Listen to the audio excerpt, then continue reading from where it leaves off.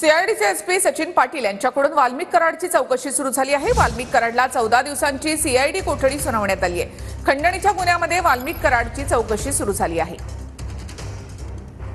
CID अधिकारी सचिन पाटलांकडून वाल्मिक कराडची चौकशी सुरू होती। कराड शरण येण्याआधी उज्जैन, कर्नाटक, गोव्यात लपला होता असं चौकशीतनं समोर आलंय। तर उज्जैन नंतर वाल्मिक कराड हा गोवा आणि त्यानंतर कर्नाटकात गेला। कर्नाटक मधून वाल्मिक कराड हा पुण्यात आला आणि त्यानंतर सीआयडी समोर त्यानं सरेंडर केलं। वाल्मिक कराड स्वतःच्या कारनं गोवा, कर्नाटक, उज्जैन फिरल्याचं चौकशीत समोर आलंय। संतोष देशमुख हत्या प्रकरणात 3 फरार आरोपींच्या नातेवाईकांची सुद्धा आता सीआयडी कडून चौकशी सुरू आहे। तर आरोपींना मदत करू शकतील अशा नातेवाईकांकडून अधिकची माहिती घेण्याचा सीआयडीचा प्रयत्न आहे। आरोपी सुदर्शन घुले, कृष्णा आंधळे आणि आणखी एका आरोपीचा शोध घेतला जातोय।